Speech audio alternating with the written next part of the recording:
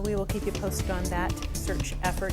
Let's look at the weather now. Craig Herrera joining us with the forecast. Sounds like we're going to get some more wet weather and maybe even some snow. Yeah, we are, and the snow levels are dropping down to 2,000 feet tomorrow morning, Joyce, and this new system is going to be out of here by Saturday morning, but it will make quite an impression with the rain and mountain snow. So I'll get started. I want to show it to you on the satellite first. It looks pretty impressive. The system you see on the left is going to go up and over, but the one I'm watching is the one just about to come in, and that'll give us some rain as we go through the day tomorrow. So we have rainfall estimates, rainfall totals. Again, this rainfall or the snow drops down to about 2,000 feet. We have a winter weather advisory right along the Cascades, the northern Cascades on the western side, anywhere from 5 to 9 inches of snow, 2 to 4 down to the south, and winter storm warnings over eastern Washington as well. So let's get to the UW high resolution model. The green that you'll see will be the rain. The pink is going to be a rain snow mix, and the white is snow.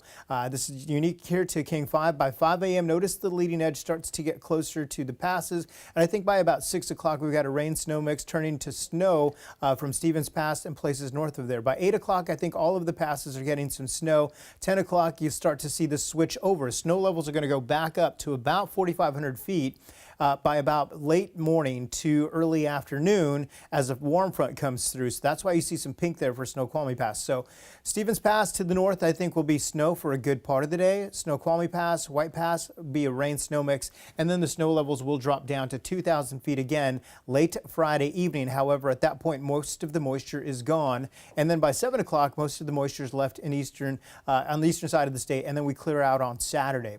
This is a look at the estimated rainfall totals through the end of the day tomorrow. Notice not a whole lot for the Central Sound or parts of the South Sound, as I think we get a rain shadow effect. A lot of that getting wrung out right over the Olympics. You will get some rain for Bellingham, Mount Vernon, about half an inch or so, and along the coast an inch about of rain, maybe a little bit more.